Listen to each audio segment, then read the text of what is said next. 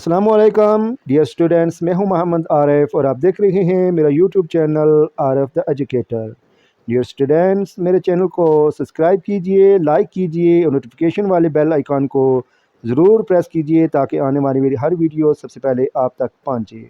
Dear students, میرے in video lecture سے خاطر خواہ فائدہ اٹھانے کے لیے میرے لیکچر کو شروع سے لے کر آخر تک ضرور دیکھیے، اور جہاں کہیں آپ کو کوئی مسائل ہو تو کمنٹ باکس میں اس کا سوال کیجئے تاکہ میں وہ جواب آپ کو فراہم کر سکوں۔ تو ڈیئر اسٹوڈینٹس، آج ہم علامہ اقبال اوپن یونیورسٹی کا کورس کوڈ 828 ہائر ایجوکیشن، جو ایم اے ایجوکیشن لیول پڑھایا جاتا ہے، اس کا چیپٹر نمبر 1 پڑھیں گے، جس کا لیکچر نمبر 4 ہے، اور اس کا عنوان ہے پاکستان میں اساتذہ کی سروس کیڈر کی تشکیل، ری اسٹرکشن آف ٹیچر کیڈرز ان پاکستان۔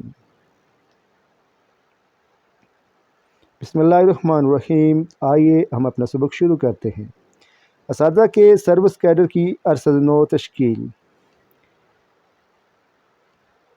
تعلیم انسانی وسائل کے ارتقاء کے لیے ایک زندگی بھر کی سرمایہ کاری ہے۔ کسی بھی قوم کی ترقی کا تعین اس کی پڑھی لکھی افرادی قوت کے معیار اور تعداد کی بنا پر کیا جاتا ہے۔ یہ ضروری ہے کہ تمام درجوں پر اساتذہ کا سروس اسٹرکچر پرکشش بنایا جائے تاکہ یہ نظام ہماری تعلیم یافتہ لوگوں میں سے بہتر لوگوں کے حوالے کیا جا سکے، جو کہ حال اور مستقبل کی قوی ضرورت کے لیے لازم معیاری افرادی قوت پیدا کرنے کے اہداف کو حاصل کرنے کی صلاحیت رکھتے ہیں۔ تعلیم اعلیٰ سطح کے ڈپلوم و ڈگری کے حصول کے بعد رک نہیں جاتی، بلکہ یہ کہ ہمیشہ جاری رہنے والا عمل ہے۔ اس کے ذریعے نئے خیالات، طریقوں اور مہارتوں کا تسلسل ایک ساتھ اضافہ ہوتا رہتا ہے۔ یہ بہت ضروری ہے کہ اساتذہ کی مزید ترقی کے لیے پہلے ریفریشر کورسز دوبارہ ٹریننگ کی اولاری شرط قرار دیا جائے۔ شعبہ تدریس میں معیاری افرادی قوت کی شمولیت کو یقینی بنانے کے لیے ہمارے مقاصد مندرجہ ذیل ہونے چاہیے۔ ایجوکیشن سروس آف پاکستان کا قیام عمل میں لایا جائے اور تمام اساتذہ کو اس میں شامل کیا جائے۔ B A, B Ed, B S Ed, B Ed یا اس کی مساوی تعلیم کو اسکولوں کی سطح پر تعلیم دینے کے لیے بنیادی اہلیت کے طور پر تسلیم کیا جائے۔ ان کے لیے مندرجہ ذیل سروس اسٹرکچر تجویز کیا گیا ہے۔ Education service school group basic pay scale 16 تا 19، education service college group basic pay scale 17 تا 20، education service university group basic pay scale 18 تا 22 گریڈز۔ انتخاب کا طریقہ کار ترقی گروپ کی پائیداری نتیجہ خیز ثابت ہوتی ہے۔ اسکول گروپ ایسے افراد جو کہ B A, B Ed, B S Ed, B Ed یا مساوی ڈگری رکھتے ہوں، ان کے لیے بیسک پے اسکیل 16 کی ابتدائی بھرتی عمل میں لائی جائے۔ بیسک پے اسکیل 17 سے 19 تک ملازمت کے دوران ایک مجوزہ ٹریننگ پروگرام مکمل کرنے کر بی پی ایس 16 میں 5 سال، بی پی ایس 17 میں 7 سال اور بی پی ایس 18 میں 9 سال کی مدت گزارنے پر ترقی مکمل ہو سکے گی۔ B S C, B Ed یا اس کے مساوی تعلیم رکھنے والوں کے لیے ابتدائی تنخواہ کا فی مہینہ 10% سائنس الاؤنس تسلیم کیا جائے گا۔ ایک بی ایڈ استاد ایم اے کی ڈگری میں کم از کم سیکنڈری لے تو بی پی ایس 17 کا حقدار قرار دیا جائے۔ بی پی ایس 18 کی کل اسامی کو 10% تقرریاں موجودہ اساتذہ کی جدید تعلیم دینے کی مشق، ہم نصابی سرگرمیوں اور طلباء کے امتحانی نتائج میں غیر معیاری کارکردگی کی بنیاد پر کی جائیں۔ بی پی ایس 18 کی کل اسامیوں کا 10% پی ایچ ڈی کی ہائر ایجوکیشن کی بنیاد پر کیا جائے، جو کہ نظام میں تازہ باصلاحیت لوگوں کی شمولیت یقینی بنائے جائے۔ ہائی اسکول کے ہیڈ ماسٹر کا تقرر بی پی ایس 19 میں کیا جائے گا، اور جب تک وہ ایڈمنسٹریٹر اینڈ مینجمنٹ کا کورس مکمل نہیں کرے گا تب تک بطور سزا اس کی ابتدائی تنخواہ سے 10% ہر ماہ منہا کیا جائے، یعنی ڈیڈکٹ کیا جائے گا۔ کالج گروپ بطور لیکچرر ملازمت کی اہلیت کے لیے کم از کم تعلیم M A, M S C first division ہوگی اور وہ بی پی ایس 17 کا حقدار ہوگا۔ دوران ملازمت مجوزہ ٹریننگ پروگرام کرنے پر 7 سال بی پی ایس 17 میں، 9 سال بی پی ایس 18 میں اور 9 سال بی پی ایس 19 میں کام کرنے کے بعد بی پی ایس 20 میں ترقی ممکن ہے۔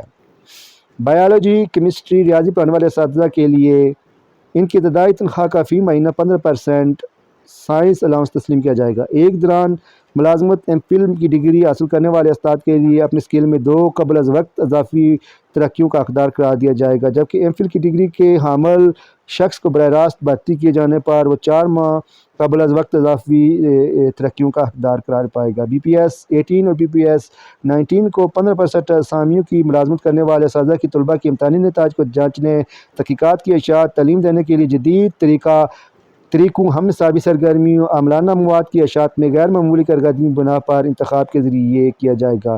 تدریسی شعبے میں نیا خون شامل کرنے کے لیے بی پی ایس 18 اور بی پی ایس 19 کی 10% بھرتیوں کو پی ایچ ڈی کی ہائر ایجوکیشن اور غیر معمولی ترقیوں کے حامل اساتذہ تازہ ترین علمی معیاروں کے لیے مختص کر دیا جائے گا۔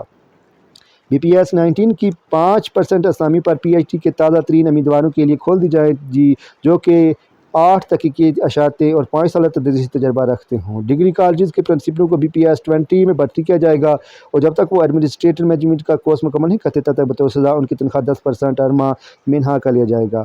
یونیورسٹی گروپس اسسٹنٹ پروفیسر کے عہدے کا امیدوار عام یونیورسٹی کی صورت میں کم از کم ایم فل کی ڈگری اور ٹیکنیکل یونیورسٹی کی صورت میں ایم ایس کی ڈگری کا حامل ہوگا اور اسے بی پی ایس 18 دیا جائے گا۔ ایسی خصوصیت کے حامل امیدواروں میں جو 5 سال کا تعلیمی تجربہ رکھتے ہوں اور ایک پی ایچ ڈی ڈگری حاصل کرنے والوں کی اسپیشلائزیشن سے متعلقہ کم از کم 5 تحقیقی مقالوں کی بین الاقوامی سطح پر رسائل جرائد میں اشاعت کے انتخاب کے ذریعے گریڈ 19 میں ترقی ممکن بنائی جا سکتی ہے۔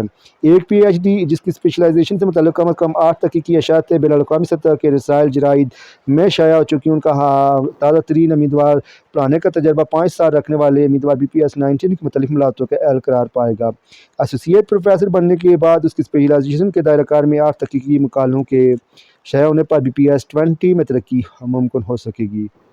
یونیورسٹی میں پروفیسر کی 10% اسامی پر بی پی ایس 21 کے لیے مختص کی جائیں گی اور پروفیسر بننے کے بعد اس کی اسپیشلائزیشن کے دائرہ کار کو 8 تحقیقاتی مقالوں کے شائع ہونے پر ان سے اسامیوں کے لیے اہل تصور کیا جائے گا۔ پروفیسروں کی 10% اسامی بی پی ایس 22 کے لیے مختص کی جائیں گی اور بی پی ایس 21 کا پروفیسر بننے کے بعد اس کی اسپیشلائزیشن کے دائرہ کار میں 10 تحقیقاتی مقالوں کے شائع ہونے پر اسے اس سال اسامی کے لیے اہل تصور کیا جائے گا۔ وضاحت: مجوزہ اسٹرکچر کے مقاصد اسکول کی سطح پر اعلیٰ درجے کی کامیابی کو جاری رکھنا یہ اہم ہے کہ اسکولوں کی سطح پر تربیت یافتہ گریجویٹس تعلیم دیں۔ کم تعلیم یافتہ کے مقابلے میں میٹرک، پی ٹی سی اور انٹرمیڈیٹ سی ٹی سی کے حامل امیدوار اساتذہ کو مرحلہ وار ترجیح دی جائے۔ کم تعلیم یافتہ اساتذہ کو اپنی تعلیمی قابلیت بڑھانے کے لیے انہیں تعلیمی چھٹیوں کی سہولت فراہم کی جائے۔ موجودہ عصر میں کسی بھی مضمون میں ایم فل اساتذہ ایک معقول تعداد میں میسر نہیں ہے، اس لیے یہ تجویز کیا گیا ہے کہ M A M S C میں فرسٹ ڈویژن کے حامل امیدوار کو بی پی ایس 17 میں عارضی لیکچرر کے طور پر بھرتی کیا جائے اور یونیورسٹی میں تقرری کے وقت اس کا شمار ایم فل میں کیا جائے۔ اسے کامیابی سے پروگرام مکمل کرنے پر بی پی ایس 18 میں ترقی کے اہل تصور کیا جائے۔ اسی طرح انجینئرنگ گریجویٹس کو بی پی ایس 17 میں عارضی لیکچرر کے طور پر بھرتی کیا جائے اور یونیورسٹی میں تقرری کے وقت اس کا شمار ایم فل کیا جائے۔ اسے کامیابی سے ایم ایس پروگرام مکمل کرنے پر بی پی ایس 18 میں ترقی کے اہل تصور کیا جائے۔ اگر تقرری کرنے والے یونیورسٹی میں ایم فل یا ایم ایس کی سہولت میسر نہ ہو تو اسے کسی اور یونیورسٹی میں داخل کیا جائے گا اور اسے ملازمت کے دوران چھٹیوں کا سہولت فراہم کی جائے گی۔ ایم فل اور ایم ایس پروگرام 2 سالوں پر معیت ہوں گے اور اس دوران کورس ورک اور تحقیقات پر پروجیکٹس کام کرنا ہوگا۔ ایک عارضی لیکچرر جو کہ ایم ایس ایم فل کی ڈگری کو مکمل کرنے میں ناکام ہو جاتا ہے تو زیادہ سے زیادہ 3 سال کے دوران ملازمت سے برخاست کر دیا جائے گا۔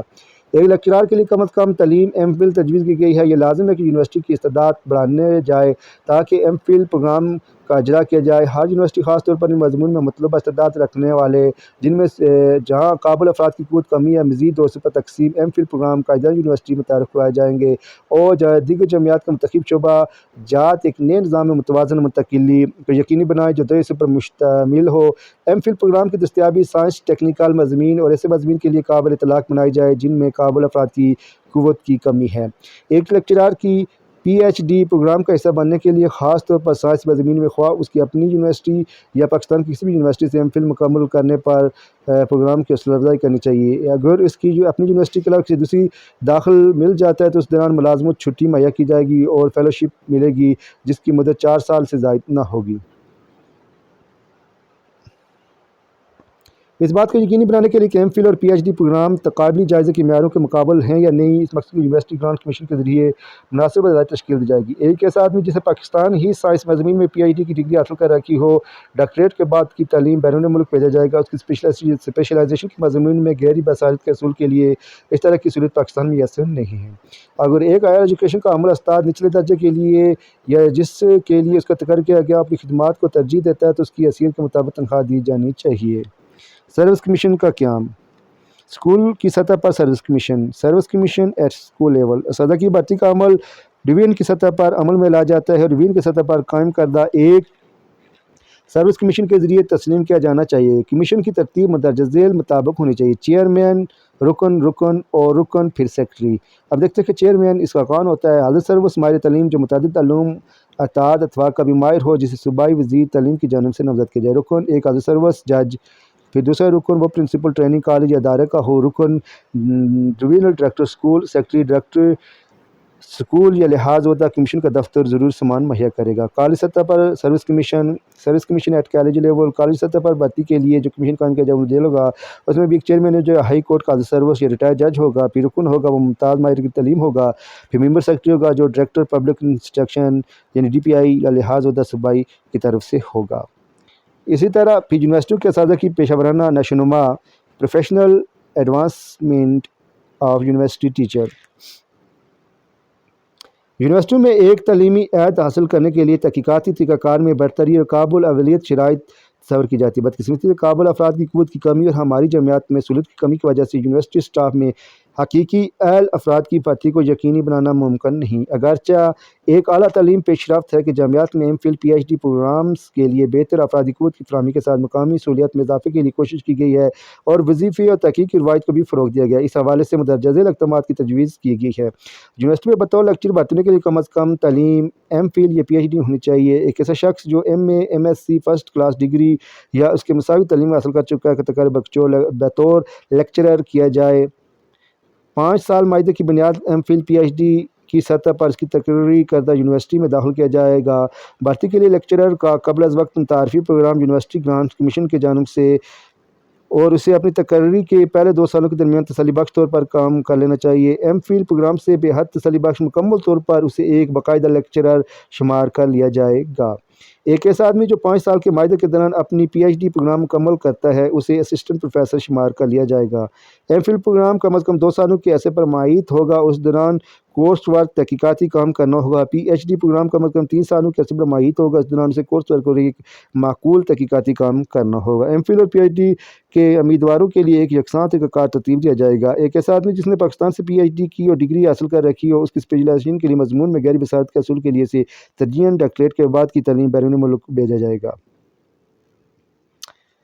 پھر اس کا جو 8واں پوائنٹ ہے وہ یہ اس طرح ہے کہ ایک لیکچرر کے لیے کم از کم مقرر کردہ تعلیم ایم فل ہے۔ یہ لازم ہے کہ یونیورسٹی کی تعداد بڑھائی جائے تاکہ ایم فل پروگرام کا اجرا کیا جا سکے۔ یونیورسٹی خصوصی مضامین میں اپنی استعداد کار بڑھاتی ہے جس میں سہولیت میسر ہو۔ اس مقصد کو جاری رکھنے کے لیے اساتذہ کا علم بڑھانے کے لیے گورنمنٹ یونیورسٹی گرانٹ کمیشن نے ریاضی، فزکس، کیمسٹری، بایولوجی سائنسز کے مضامین میں مختلف یونیورسٹیوں میں 2 حصوں پر مشتمل ایم فل پروگرام شروع کرنے کا فیصلہ کیا ہے۔ پروگرام کی 4 سیمسٹرز میں تقسیم کیا جاتا ہے جن میں سے ہر ایک 2.5 مہینے چلتا ہے۔ ہر مضمین میں گرمی کی چھٹیاں بھی شامل ہوتی ہیں۔ گھر جا کر مکمل کرنے کے لیے اسائنمنٹ اس لیے دی جاتی ہیں تاکہ پڑھائے جانے والے کل دورانیہ باقاعدہ ادارے سے آنے والے طلباء کے برابر ہو۔ قومی سطح پر ایک تاثر قائم کرنے کے لیے ہم یونیورسٹیوں کو 2 حصوں پر مشتمل ایم فل پروگرام کا آغاز کرنے کی ضرورت ہوئی ہے۔ یہ تجویز کیا گیا ہے کہ 7ویں منصوبہ بندی کے عرصے کے دوران 12 مراکز قائم کیے جائیں تاکہ ماسٹر ڈگری رکھنے والے اساتذہ کی اکثریت اپنے معمول کی تدریسی سرگرمیوں میں کوئی رکاوٹ ڈالے بغیر اپنی تعلیم جاری رکھ سکنے کی قابلیت میں اضافہ کر سکے۔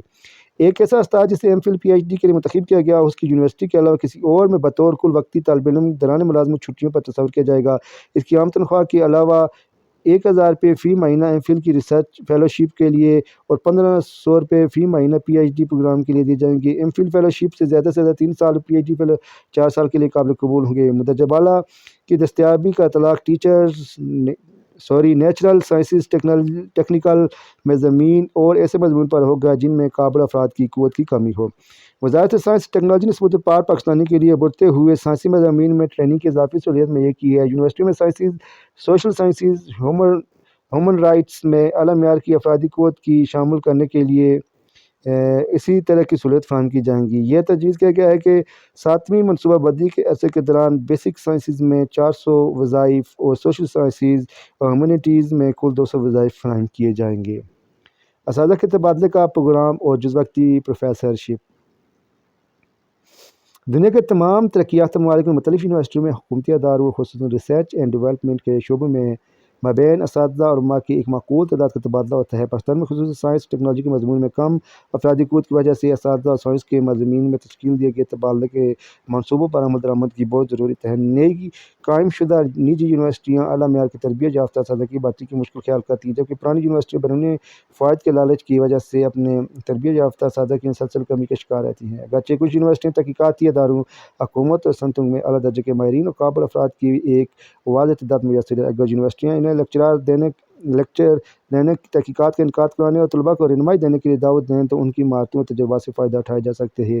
اگر یونیورسٹی میں جز وقتی پروفیسرشپ اساتذہ کے تبادلوں کے مراکز ہوں تو یہ ممکن ہے کہ یہ تاریخی ضرورت پر منحصر ہے کہ جز وقتی پروفیسرشپ تبادلے کی صورت کم از کم ایک سیمسٹر کے اضافے یا ایک قابل اطلاق دلانے کے ذریعے عمل میں بنائی جائے۔ بیرون ملک اچھی شہرت کے حامل یونیورسٹیوں کے ساتھ اسی طرح سے مشترک پروگرام شروع کیے جا سکتے ہیں۔ منصوبے کو کامیابی سے چلانے کے لیے یہ ہم تبادلے منصوبے کے شرکاء کے سفری اخراجات اور اعزازیہ یونیورسٹی پر بوجھ نہ ہو، یونیورسٹی گرانٹس کمیشن کے ذریعے ادائیگیاں کی جائیں۔ طالب علم اور تعلیمی ماحول۔ طلبہ تحریکوں اور احتجاجوں کی ایک واضح تاریخ اور اس کے دوران اثرات تاحال بھی مرتب کیے جانے کی ضرورت ہے۔ درجہ ذیل میں اس کی کچھ واضح اثرات بیان کیے گئے ہیں۔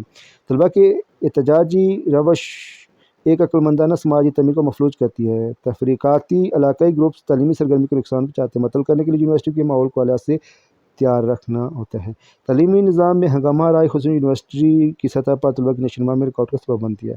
یونیورسٹی میں فرقہ پرستی، نسل پرستی، سیاست، علاقیات جیسی منفی قوتوں کو آزادی سے ملنے سے براہ راست ریاست پر راست اثر انداز اساتذہ طلبہ کے مابین ہنگامی آرائی کی صورت میں ظاہر ہوتا ہے۔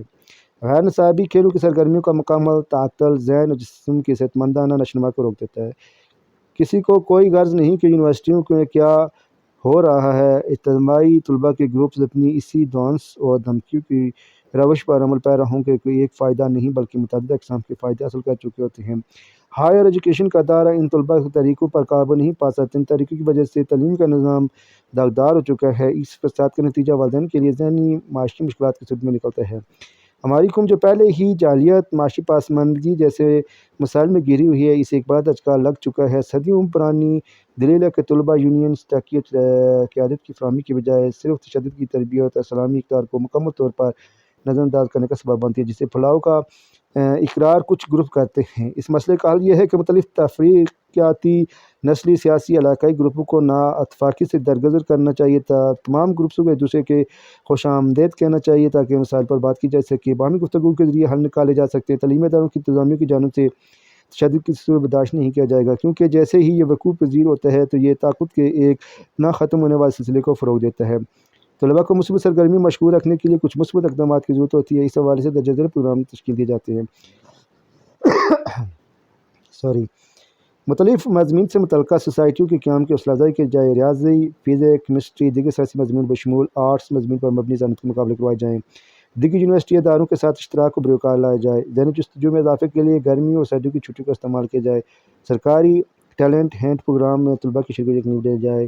طلباء کے لیے مؤثر پیشہ ورانہ رہنمائی اور مشاورت کے مراکز قائم کیے جائیں۔ ادارے میں نئے طلباء کے داخلے کے وقت تعارفی پروگرام کا انعقاد کرنا، طلباء کے سماجی بھلائی کے پروگراموں میں مشغول رکھنا، طلباء کے مطالعے کی عادتوں کو حوصلہ افزائی کرنا، سمی ورثی ایویٹس ذرائع کے استعمال کی جانب طلباء کی توجہ مبذول کروانا، کھیلوں، کشتی رانی، کوہ پیمانی اور اسی طرح کی دیگر سرگرمی کو حوصلہ افزائی کرنا، دیگر ایسے پروگراموں کی حوصلہ افزائی کرنا جو کہ ذہنی تفریح کا باعث بنے۔ پھر ہے جی ایکسری تربیت۔ 17 سال کی عمر کے طلباء کے لیے 2 سالہ ایکسری تربیت کا اصول لازم قرار دیا جانے کی تجویز پیش کی گئی تھی۔ یہ طلباء نظم و ضبط متعارف کرانے، زندگی کے نشیب و فراز کی آگہی دینے، وطن سے محبت جذبہ بارنے اور انہیں قومی دفاع کی مضبوط قوت بنانے کا ایک بڑا اقدام ثابت ہو سکتا تھا۔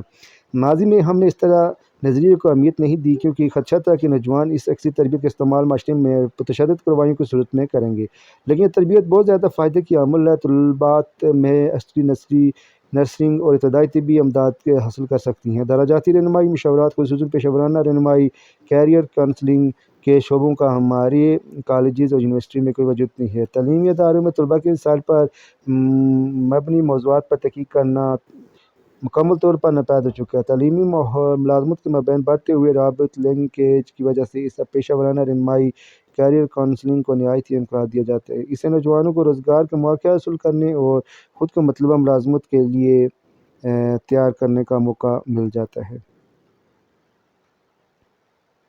وفاقی حکومت پاکستان ایک منتخب کمیٹی نے یونیورسٹی گرانٹس کمیشن میں نوجوانوں کے مسائل کا ادراک کرتے ہوئے student and youth research centre کے قیام کی سفارش کی تھی۔ جو جون 1986 میں کمیشن نے طلباء کی تدریس اور رہنمائی کے لیے سہولیاتی مراکز کے قیام کا فیصلہ کیا، لیکن اس کے لیے منتخب یونیورسٹیوں نے محض برائے نام کوشش کی اور فنڈ کی عدم دستیابی کا بہانہ بنا کر اس کلی طور پر کھلنے سے پہلے ہی گلا گھونٹ دیا۔ نوجوانوں کے لیے سہولیاتی مراکز کے درج ذیل مقاصد تجویز کیے گئے تھے۔